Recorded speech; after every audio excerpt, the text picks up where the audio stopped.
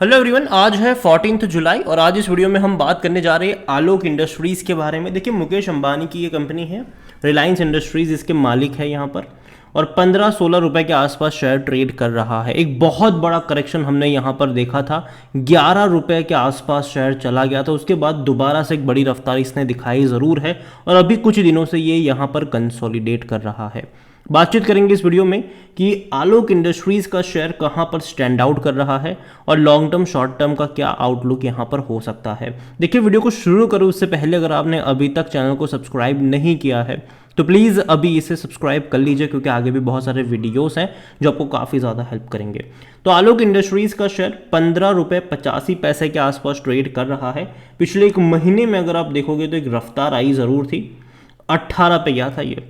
उसके बाद अभी अगर आप देखो तो धीरे धीरे धीरे धीरे धीरे धीरे करके ये कंसोलिडेट कर रहा है और लगातार नीचे की तरफ जाता हुआ नजर आ रहा है। अगर बात करी जाए पिछले एक साल की, तो एक साल में 30% की गिरावट है। इस बीच जो इसका हाई था वो 21-22 के करीब था, लगातार बड़ा डिक्लाइन आया, आधा हो गया था ये, 10 रुपये 60 पैसे पे चला गया था। उसके बाद बड़ी रफ्तार पकड़ी थी इसने और 18 पे गया था ये। अब वापस यहाँ पर करेक्शन देखने को मिल रहा है। अगर हम बात करें इसके लोअर लेवल से, जो कि 10 रुपये 60 पैसे का है, और जो तेज़ी दिखाई थी इसने 18 रुपये तक जो गया था, अगर वो देखा जाए तो भैया 70% की तेज़ी थी। 65 से 75% की तेज़ी आप कह सकते हो कि दिखाई थी इसने, और अभी दोबारा से करेक्शन यहाँ पर चलना शुरू हो चुका है। तो डेफिनेटली मूव बहुत ज़्यादा करता है ये शेयर शॉर्ट टर्म में। तेज़ी और गिरावट का यहाँ पर कॉम्बो रहता ज़रूर है। नीचे की तरफ बाइंग भी आ जाती है, ऊपर की तरफ बिकवाली भी यहाँ पर आ जाती है। कंपनी के बारे में अगर देखा जाए तो वॉल्यूम्स इनके अच्छे रहे आज के दिन में, 47 लाख से भी ज़्यादा के वॉल्यूम्स आज यहाँ पर देखने को मिले। इतना ही नहीं, अगर हम बात करने जाए according to Moneycontrol user, 22% लोग कह रहे कि बेचो और भाग जाओ, 67% लोग कह रहे खरीदारी करो, और 11% लोग कह रहे होल्ड करो। कंपनी में अगर आप इनके रेवेन्यू को देखोगे तो देखो 2022 में सबसे हाईएस्ट थे, 7,300 करोड़ रहे, जो कि इससे पहले के साल में 3,845 करोड़ के थे। तो सीधा बहुत बड़ा जंप आया ये, और जंप की वजह भी थी कि भैया बांग्लादेश में दिक्कत थी, चाइना भैया लॉकडाउन में था, तो जो डिमांड थी वो भारत की तरफ लौट कर आई थी, तो बहुत तेज़ी से बढ़ गया ये। लेकिन अब वही डिमांड में श्रिंक आ रहा है। अब देखो 6,935 करोड़ के आसपास के रेवेन्यू रहे इनके। इवन अगर आप क्वार्टर ऑन क्वार्टर देखोगे तो एक डिक्लाइन और भी ज़्यादा आपको देखने को मिलेगा, 2,000 से 1,500 करोड़ पर आ चुका है। तो डिक्लाइन यहाँ पर आया है, काफ़ी बड़ा डिक्लाइन यहाँ पर आया है, ये कह सकते हैं आप। जो आपको 6,900 करोड़ मतलब 7,000 करोड़ आपको देखने को मिले थे 2023 में, अभी लास्ट क्वार्टर में वो 1,500 करोड़ में सिमटा। मतलब अगर आप एवरेज निकालते हो तो 6,000 करोड़ की बनती है। तो भैया अभी इनके जो नेक्स्ट क्वार्टर के रिजल्ट्स आने हैं जून के, वो अच्छे दिखाने पड़ेंगे, अच्छे रिपोर्ट करने पड़ेंगे, तो ही भरोसा कर सकते हैं आप इस पर। और जहाँ तक प्रॉफिट्स की बात करें तो भैया बड़ी दिक्कत आई यहाँ पर।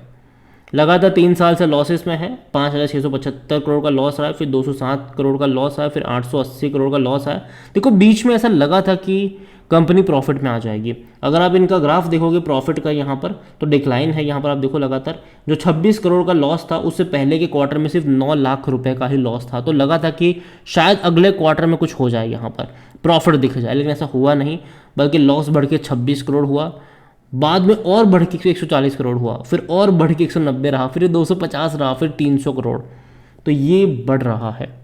तो कहीं ना कहीं अभी जो जून क्वार्टर के नतीजे हैं वो बहुत ज़्यादा इंपॉर्टेंट हो जाते हैं कि अगर इनके रेवेन्यू में तेज़ी देखने को मिल जाती है, लॉस में थोड़ी सी कमी देखने को मिल जाती है, तो ये अच्छा रहेगा।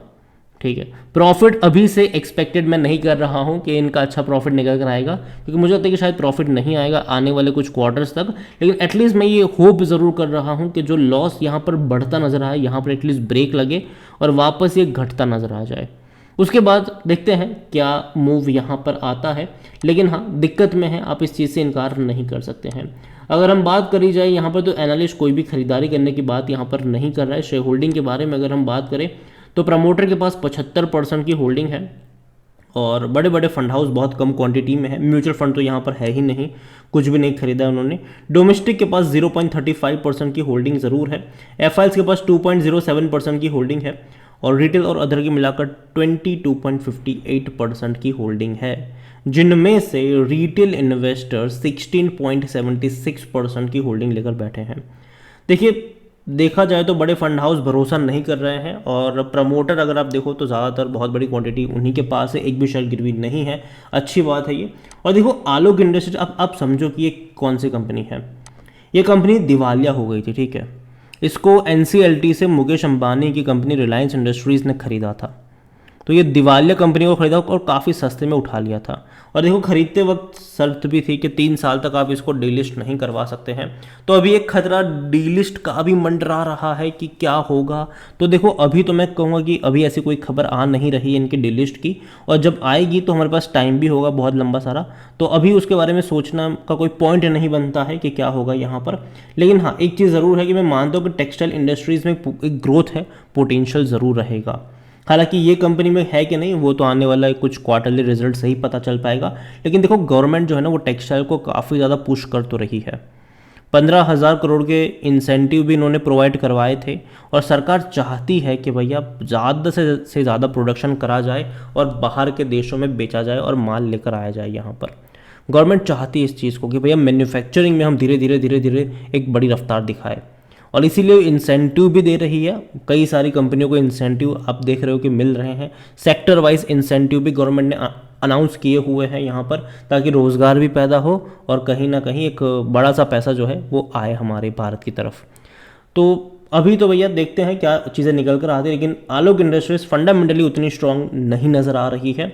लेकिन ग्राफ अगर आप देखोगे तो एक चीज़ ज़रूर है कि अगर डिक्लाइन दिखाएगा तो वापस अटेम्प्ट करेगा ऊपर की तरफ जाने का। जैसे कि आप देखिए यहाँ पर डिक्लाइन दिखाया था, अटेम्प्ट करा था इसने ऊपर की तरफ, वापस डिक्लाइन दिखाया, वापस अटेम्प्ट करा ऊपर जाने की तरफ, वापस डिक्लाइन दिखाया, वापस अटेम्प्ट करा ऊपर जाने की तरफ। अब यहाँ से डिक्लाइन दिखा रहा है, अब देखते हैं कितना और नीचे जाता है। लेकिन मुझे लगता है कि शायद यहाँ पर एक अटेम्प्ट करेगा दोबारा से।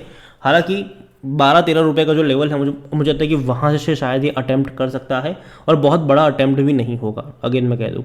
उसके बाद का इसका जो फ्यूचर है वो डिपेंड करेगा इनके जून क्वार्टर के नतीजे के ऊपर कि वो कैसे आते हैं। तो जो रिटेल इन्वेस्टर्स हैं उनको तो मैं कहूँगा कि भैया दूर से दूरी बनाए रखो, इससे पढ़ने की ज़रूरत नहीं है। एक बार इनके कुछ आने वाले 2-3 क्वार्टर के नतीजे देख लो, उसके बाद डिसाइड करो। जो रिस्क लेना चाहते हैं, जिनके पास रिस्क एपेटाइट है, वो 12-13 रुपये के आसपास अपना नसीब आजमा सकते हैं। लेकिन बहुत बड़ी क्वांटिटी भी खरीद के मत बैठ जाइएगा, यहाँ पर रिस्की है, उसको अवॉइड नहीं कर सकते। इसके अलावा अगर हम बात करें तो टेक्सटाइल सेक्टर की ट्राइडेंट भी है, 33 रुपये का ये शेयर है। और बॉम्बे डाइंग भी अगर आप देखो तो एक महीने में 18% की तेज़ी दिखाई है इसने। और अगर हम बात करें तो लोअर लेवल से तो बहुत बड़ी रफ्तार है, 53 रुपीज़ का शेयर है, पैसा डबल इसने करके दिया है, उससे भी ज़्यादा करके दिया है पिछले 6 महीने के अंदर, और अगर 3 महीने के अंदर। और अगर आप चाहते हैं कि मैं इनके ऊपर भी एक डिटेल वीडियो बनाऊं तो कमेंट में जिस किसी के ऊपर आप वीडियो चाहते हो उसका नाम लिखिए। अगर ज़्यादा कमेंट आएगी तो अगले वीडियो में उसके बारे में भी हम बात करेंगे। वीडियो को यहीं पे एंड करूंगा। पसंद आया हो तो लाइक करो, शेयर करो। चैनल अगर पहली बार है तो प्लीज़ सब्सक्राइब करें। और आलोक इंडस्ट्रीज़ के बारे में आप क्या सोचते हैं वो भी आप मुझे कमेंट में लिख कर बता सकते हैं। Thank you.